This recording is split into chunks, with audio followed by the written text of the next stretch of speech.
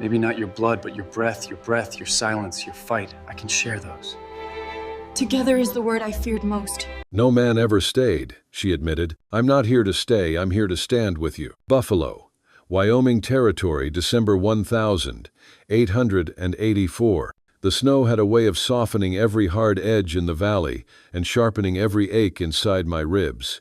At first light, I stepped out of the cabin my father built with his one good shoulder and a stubborn prayer, and the cold was so clean it scraped. The cottonwoods stood like pale sentinels along the coulee, their beadwork of frost catching the low sun. Beneath that white hush, where the ground dips and the reeds remember summer, 3 hidden waters meet and murmur under stone. My father called it the medicine mouth. He said if I stood quiet enough, the earth would speak up through the bones of my feet. I tried. Lord, I tried. But grief is a louder river. If you like Wild West love stories or Wild West stories, drop a bunch of 1 second and your place in the comments for the Wild West Love channel. Tell me where you're listening from, so I don't feel so alone out here. Blue padded ahead, shoulders rolling, one ear cocked, the other split in a crescent from some old fight. The horses steamed in the corral 14 heads, 14 heartbeats. I counted the way a lonely woman counts the minutes, just to prove time still moves. 1, 2, 3, 14. The bay mare breathed my name in a soft fog. I told her I would be fine, and the lie sat in my mouth like a coin. Wind crawled down from the bighorn smelling of iron and pine pitch. Then the valley did that thing it does before trouble goes still in your ears but quick in your blood. The willows twitched. A gray smear detached itself from the cattails and lifted its narrow head. A second shape slid after it, then a third, lean as hunger made into fur. Wolves in early winter are thorns with breath. The mares bunched. I felt the rifle's familiar weight, find my shoulder like a remembered hand. The front sight settled on the shoulder of the nearest wolf. Its eyes held mine, yellow and patient, as if it had all day to argue with me about what belonged to whom. A shot cracked from the east, clean and sure. Snow puckered behind the second wolf. It folded as if someone had pulled a string from its spine. The others turned to shade, feet making no sound my human ears could hold. The echo went running out toward the ridge and came back hollow, like an empty pan. Blue made a sound that was not a bark and not a growl, just a question. I did not lower the rifle.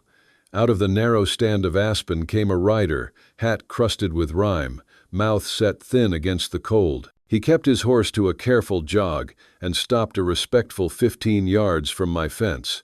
He raised his empty hand. The other pressed his side, where something dark had bled through his coat in the exact shape of a handprint. "Ma'am," he said.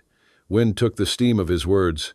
"Didn't mean to spook your stock." "You didn't," I said, though my heart was a bird against a window. "You're bleeding." "Seems I am." His eyes were the color of creek water in March, not mercy or winter exactly, just something that keeps going.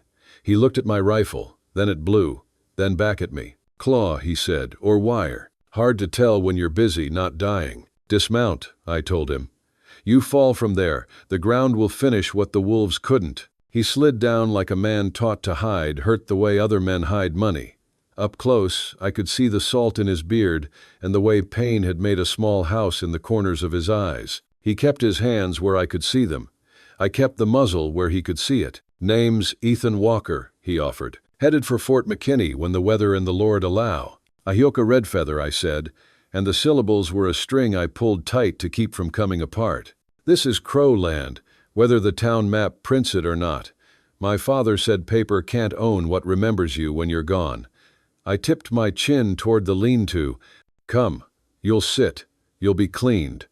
Then we'll see if you're the kind a night can live with."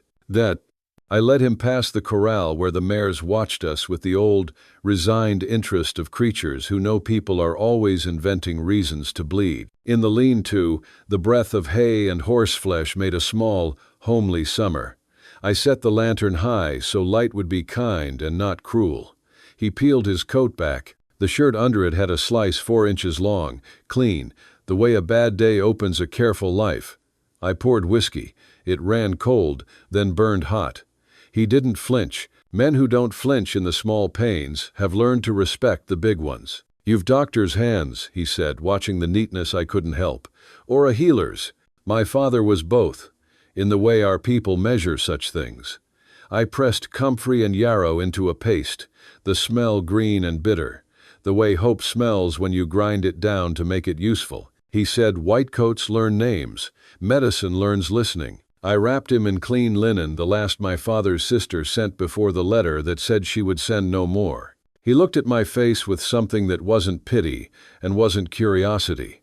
"I used to be a doctor," he said, and the confession made a dull sound against the boards. "War made my head a house I didn't want to live in. Wood listens quieter than blood." "Wood burns," I said. "Blood remembers. Both are stubborn." I tied the bandage, the knot snug and small.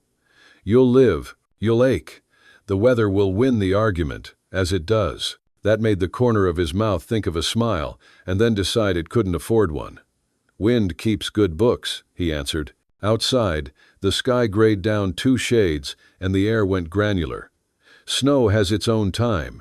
You either yield or you break into it like a fool. I thought of the men from town who'd ridden out last week with their polite threats and their new boots, smiling with all their teeth to show how civilized they were. They said surveyors would come in spring with sticks and numbers. They said railroad. They said progress.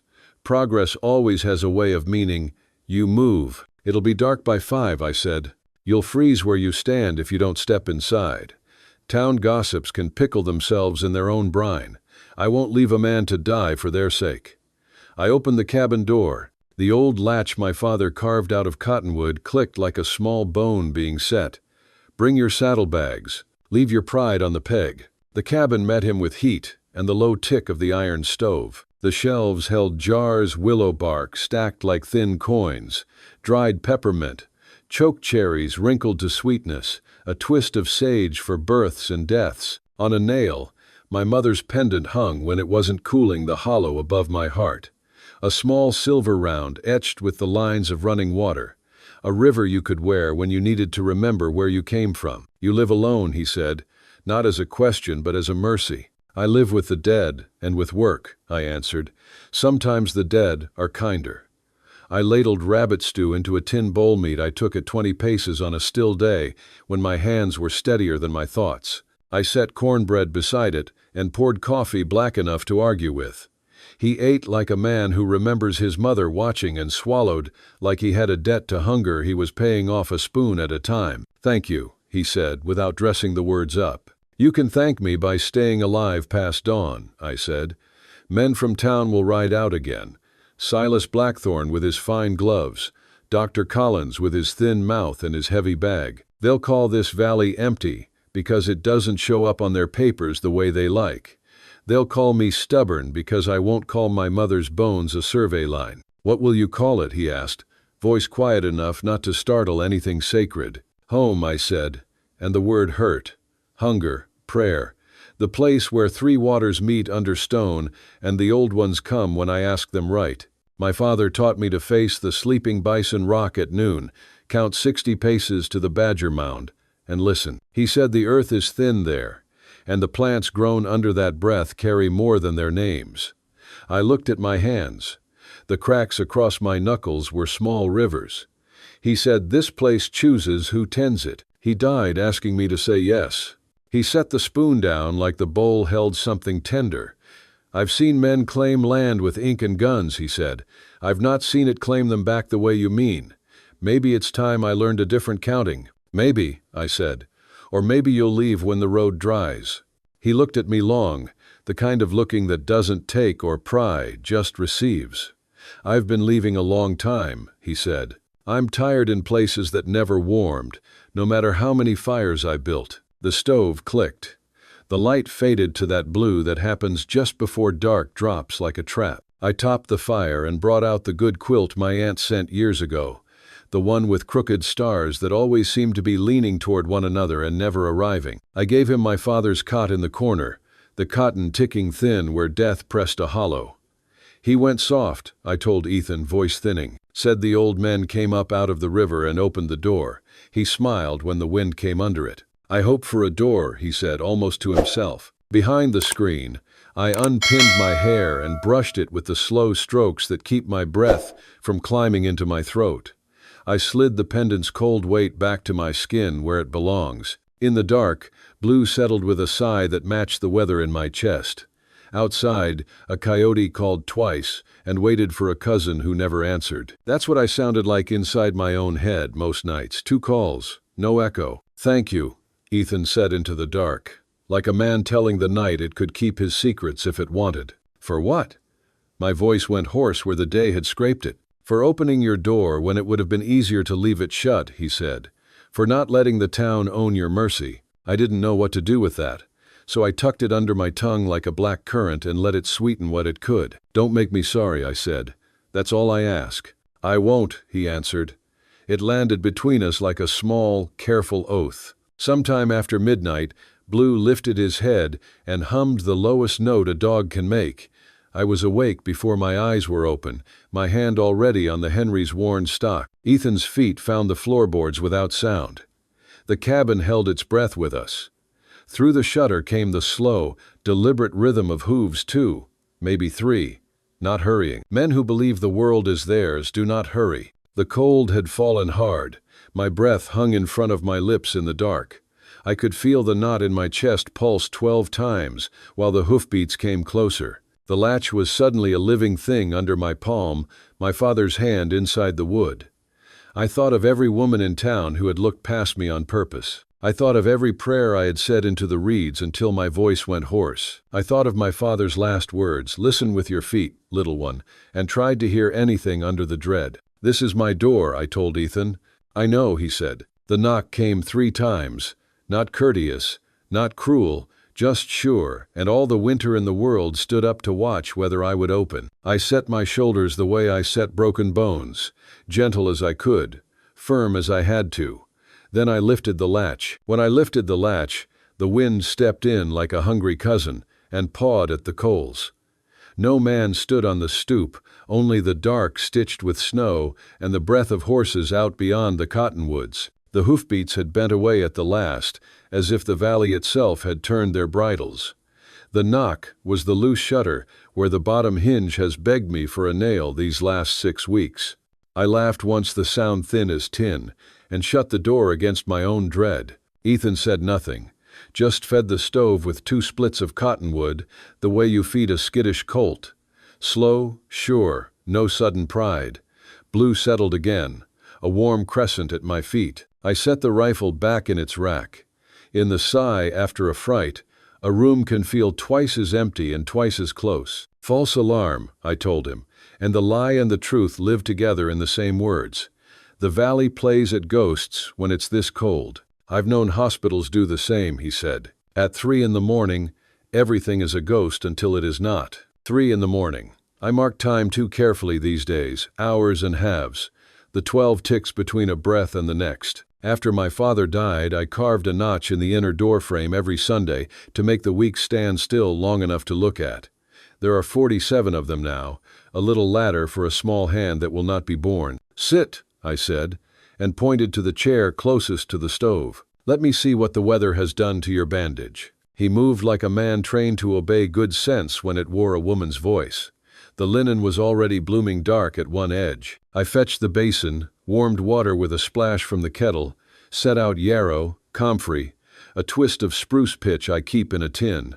The old motions calmed me the way prayer does other people. He watched my hands the way I used to watch my father's, close, hungry, as if you could learn a person by memorizing their knuckles. The cut ran 4 inches along his ribs, clean as a paper slice, the edges ridged but not angry. I cleaned, dried, pressed the green paste on with the back of a spoon, binding it snug when the heat from his skin gave the herbs their sweet bitter breath. "You don't shake," he said softly. "Not even when you think you do." "The shakes come after," I said, "when there's no one left to serve." I tucked the end of the bandage with the small twist my father taught me, so it holds even at a gallop. He used to say our hands should be a place where pain can sit down, even if we hate it for coming. Ethan's mouth made that trying not to be a smile again and then thought better of the effort. I know that saying in a different coat. He glanced at the shelves at Willow, at Peppermint, at the row of washed bottles we keep for what we can save. I left surgery because my hands forgot the chair you speak of. Everything shook except what I told to be still. What was the last thing you cut? I asked. It's a cruel question. I asked it anyway because I live on a land that tells the truth to your teeth. A boy, he said, and the word sat on the table between us like a stone you cannot lift. 16, gray coat, bullet lodged where we could not touch it without waking death.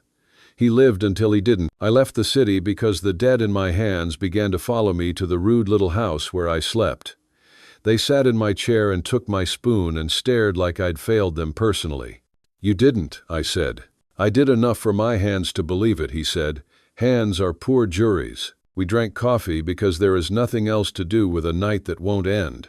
He told me Philadelphia in winter smells like coal and horse piss and boiled apples. I told him snow here has flavors iron when the river talks under it, sage when the wind comes from the west, ash when the cottonwoods remember fire. He told me tents with cut canvas let the screams out and the heat, too. I told him a woman alone in town lets the looks in, and the words, too. When the lamplight falls right, a room fills with people you once had. My father sat at the edge of my vision, rubbing resin between his thumb and forefinger, that little tacky shine he got when he was thinking. My mother was the weight of the silver round at my throat, cool against my skin, her waterlines pressed into me. I heard the old crow words Yellowbird taught me once when I was small, Ichi kabiwa, be gentle, Axby, breathe, and said them to myself like a girl remembering where the path leaves the willows. Somewhere after the second cup I asked, "Do you pray?" and hated myself for wanting his yes. He looked at the stove. I used to. Then the men on cots outweighed the prayers and the scale broke. These days I talk to wood, to horses, to water when it lets me hear it. It feels less like lying. Water doesn't lie, I said, but it leaves when it's tired of you. I ran my thumb along the cup's lip. The priest at the agency said I should choose church or my mother's pipe smoke, hymns or the old songs, as if a throat can carry only one tune in a life. What did you choose? I chose to disappoint him, I said, and the first real smile in many weeks got past me before I could lock the door. He smiled back, quick, human, almost startled. It made him someone I might have known at 16 if life had not used us for different chores. He coughed, then the movement tugged the bandage and a flash of white sat down behind his eyes. Hurts? I asked. Reminds, he said. I banked the stove at last. The night thinned to glass. Outside, the horse's hooves thudded slow once, then stilled. Blue twitched in some warm chase. I lay down in my bed and listened to the sound of another person's breathing in the same room. It is a medicine and a grief. You remember how your father used to stall between breaths near the end, and how you counted in your head to keep him here. 1, 2, 3, breathe for me, and how you still count for empty air, as if love could make lungs out of wanting. I slept a little the way a shallow creek does, never all the way under. Dreams came like people on the far side of a fire. Faces, nothing more. I woke before the light and pushed the shutter with 2 fingers so it wouldn't crack the quiet. The sky was that thin pearl gray. That means the cold is going to rise and do its chores. The valley lay with its ribs showing. Wolves stitched the far hill with their small dark marks. One had stood right at the fence and watched the horses. The prince told me the way a hand on a cheek does. Inside, I stoked the stove. Coffee hissed its small, mean comfort. Ethan's eyes opened with a soldier's quickness. He tried to sit fast and then remembered he had a side. The almost smile returned, pained and honest. You heal like a man who's had practice, I said. I hurt like one too, he said. We ate cornmeal mush with dried berries from last summer and used the last of the thick cream I traded Mrs. Rowe for willow bark when her boy's teeth went wicked on him. I told him he could help with chores or not, and meant the kindness to be true. He, being a certain breed of man, said yes before he heard the alternatives. Fine, I said, but you do what I say. Stubbornness is just pride in a cheap hat. He helped anyway, slow, careful, jaw clenched when the shovel shaft pressed his side. He broke ice out of the troughs with the back of the axe and carried it away so the horses wouldn't cut their lips. He mended a loose board on the corral with 4 nails and a patience that made me forgive him for being still here. He stood a long minute with his hand on the bay mare's neck, and the reason I liked him was not that she tolerated it, but that he did not trick himself into calling it trust. "We are on probation," he said to her, as if she could whisper what he deserved. By 8, the light was hard. Breath made its small white mistakes and blew away. I changed his bandage again, the herbs turning the sweet rot taste. That means they are making their quiet arguments under the skin. He watched my mouth this time instead of my hands. I pretended not to notice and told him about the time I took Willow and Mint down to Mrs. Proctor when fever took her little girl, and how the woman held her child tight against me as if medicine comes through skin the way sadness does. She called me dear without seeing me, I said. It was the kindest thing and the worst. Lee. He told me about a train platform where he said goodbye to a father who had already left, about a row house whose windows shook when the trams went by, about a Saturday market that smelled like hot chestnuts and cheap cologne and a woman's hair under rain. It should be easy to live where the streets tell you where to put your feet, he said. I keep walking off the map. You came to the right country, I said. The maps here are arguments, not promises. Lo. He sat quiet then, and his eyes did that dulling thing a man's eyes do when a bad picture comes to the wall of his skull and will not leave until it is fed. I put my palm flat on the table between us, close enough that he could choose. He put his hand on mine like he was setting down a delicate tool, not to crush or take, but to borrow steadiness for a count of 10. The scars along his knuckles matched old stories. The heat of him took a long time to stop being a surprise. Thank you, he said. And the 2 words did an honest day's work. The sun climbed until it hit the line of cottonwoods and tried to pretend at warmth. Wind came from the west for a stretch and brought sage with it, a small absolution. I swept the cabin floor, because a woman sweeps when she doesn't know which part of herself to fix.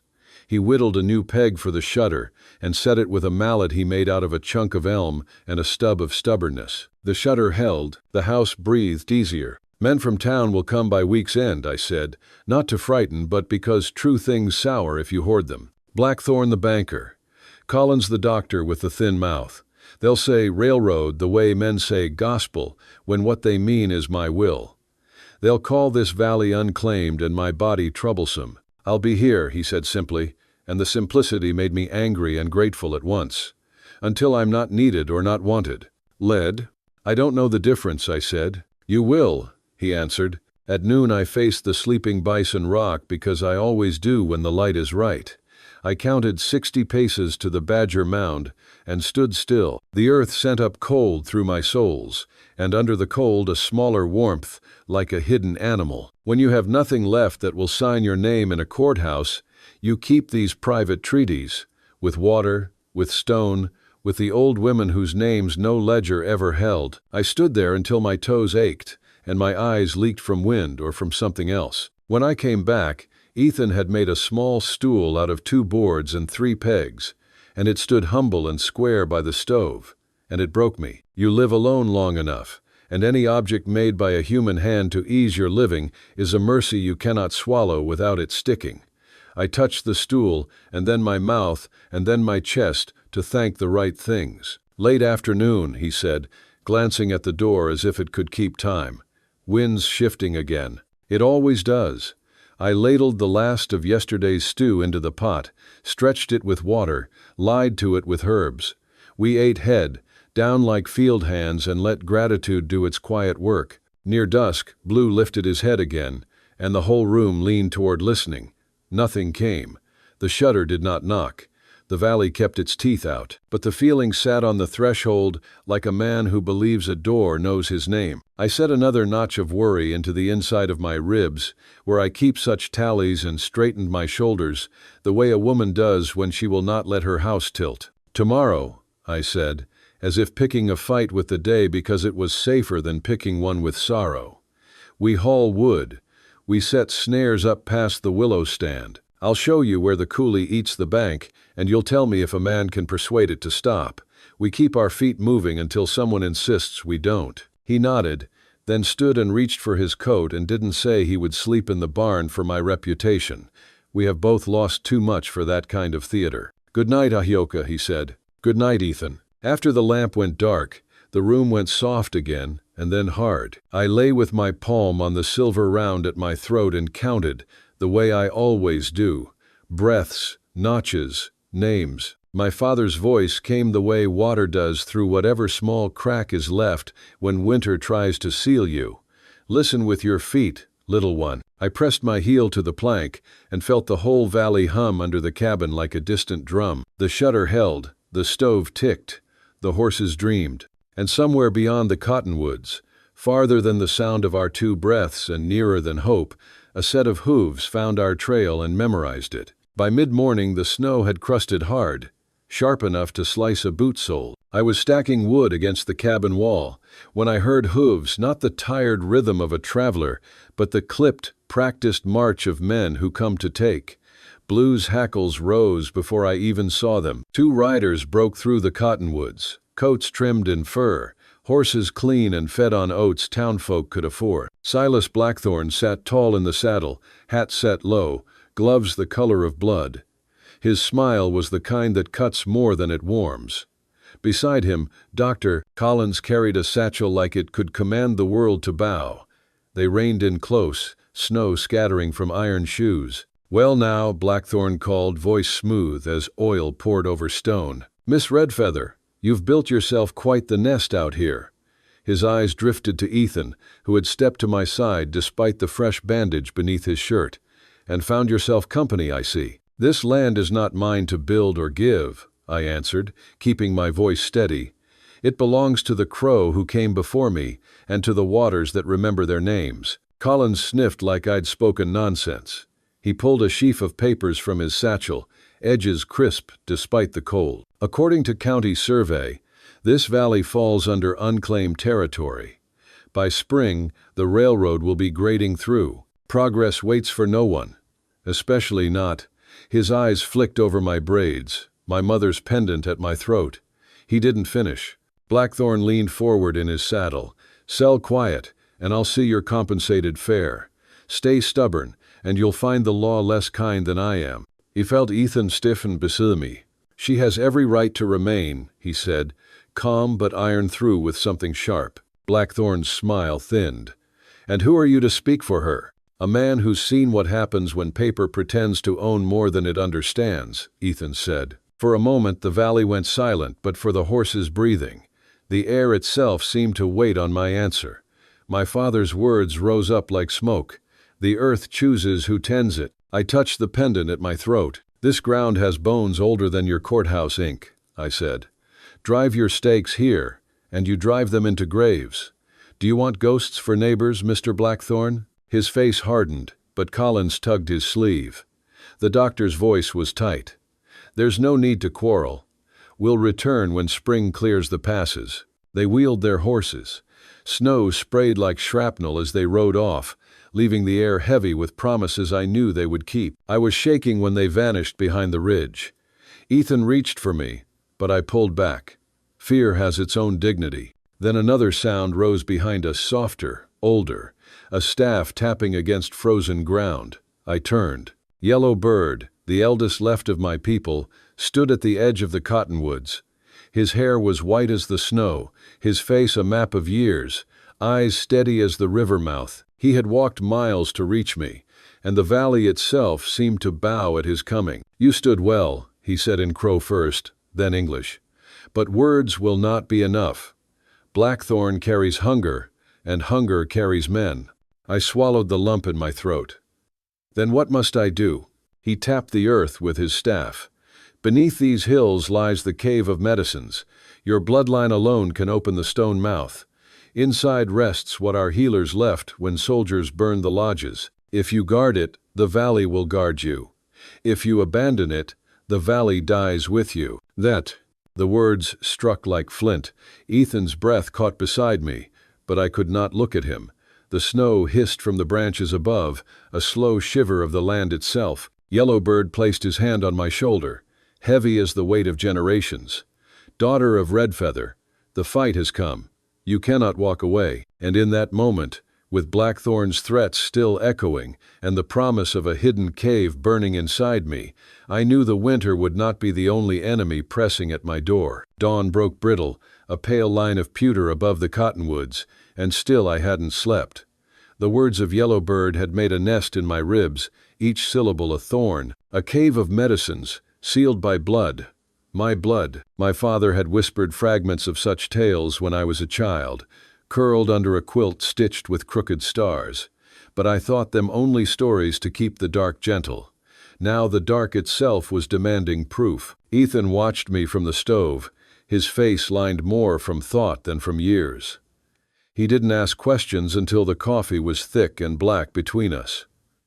What did the old man mean? I let the steam curl into my eyes, burn them clean. He spoke of a cave hidden where the ridges meet. The healers placed our remedies there when the soldiers came, so the medicines would survive even if we did not. My father never showed me the path. He said the land would open when it was ready. No. And you think it's ready now? I lifted my gaze to him, sharp. I don't think. I know.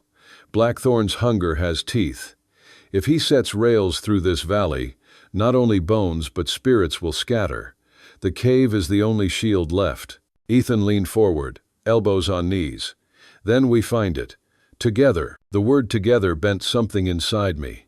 For years I had shouldered silence alone, silence of widowed land, silence of a woman marked half invisible by town men who saw only what they chose. Now a stranger bled into my house and dared to say together, and my body trembled as if the valley itself had spoken through him. We set out at noon, when the snow softened just enough to take a print. Blue padded ahead, tail cutting the wind. Yellowbird had said only, "Face the sleeping bison. Count until your breath knows it cannot count further. And then listen." The sleeping bison rock lay crouched at the ridge, its outline heavy against the sky, as if the earth had shaped a guardian, and then let it turn to stone mid-dream. I placed my palm to its cold flank. "Grandfather," I whispered in Crow, "if you ever knew my father, open your eyes to me." The wind shifted. Sage rose faint under the snow, a ghost scent. Blue whined low, circling the base. And there, half buried in drift, was a crevice no wider than my shoulders, rimmed with ice-like teeth. Ethan crouched, lantern in hand. "A mouth," he murmured. "Yes," I said, pulse racing. "The mouth of stone." We squeezed inside, shoulders scraping, breath loud. The tunnel sloped downward, air damp, walls scored with lines that caught the lantern light, ancient handprints, spirals, the sweep of wings. The further we walked, the more the silence thickened, not empty but full, like water pressing on glass. The chamber opened sudden and vast, stalactites dripped slow tears, and in the center stood a stone altar, blackened with centuries of smoke. Around it lay bundles, leather pouches, jars sealed with pitch, roots dried to knotted fists. The smell was not decay but memory. Sage, bitterroot, sweetgrass, all mingled as if the breath of healers still lingered. I sank to my knees. My mother's songs rose unbidden, notes breaking in my throat. I touched one bundle, and warmth surged up my arm, a pulse older than my own heart. Ethan stood reverent, hat in hand. "This is no myth," he whispered. "No," I said, "this is survival." But survival is never quiet. From the mouth of the cave came the crunch of boots on ice. Voices echoed low, sharp, certain, Blackthorn, Collins, and others. My stomach clenched. They had followed. Ethan doused the lantern. Darkness fell heavy, but the altar glowed faint, a breath of phosphor rising from the herbs. Blue growled, low thunder in the dark. Blackthorn's voice cut the silence. "Miss Redfeather, I know you're here. The town has no patience for stubborn women hiding behind ghosts. Come out, or we'll smoke you out like foxes." The cave shivered, air alive with echoes. My father's words returned. "The earth chooses who tends it." My blood beat hot in my ears. I pressed my palm to the altar. The glow flared, lighting the chamber in eerie fire. Ethan sucked in breath, awed. The herbs smoked without flame, a sweet, sharp smoke that curled to the roof, and rolled outward. From the tunnel came a chorus of coughs, curses, boots scrambling on ice. The spirits themselves seemed to drive Blackthorn back. Ethan caught my arm. "You're bleeding," he whispered. I looked down indeed. The altar had cut my palm, a thin red line feeding the glow. The cave had taken its price. Outside, the retreating hooves clattered against stone, fading into distance. Silence fell heavy again, but not empty. It hummed with power, with warning, with promise. I closed my fist, blood dripping onto the altar. "The valley has chosen," I said, voice shaking but strong. Ethan looked at me not as a stranger, not even as a healer, but as something larger. "And I will stand with what it chose." The cave breathed once more, as if sealing a pact neither of us yet understood. And in that echoing dark, with the taste of iron on my tongue and the scent of sage thick in my lungs, I knew the fight had only begun. By March, the wind came softer, though it still carried knives at dawn. Snowmelt hissed down the coulee, carving black veins through the white. The valley seemed to breathe again, but my chest did not loosen. For every crow that circled above the cottonwoods, I thought of Blackthorn's vow. He would not forgive being turned back by smoke and shadows. Men like him never did. Ethan had healed enough to work the corral. His shoulders moved with a soldier's discipline, but I could see the ache when he thought I wasn't watching. Sometimes we spoke, sometimes we didn't. Silence had become its own language between us, the kind that said more than words dare.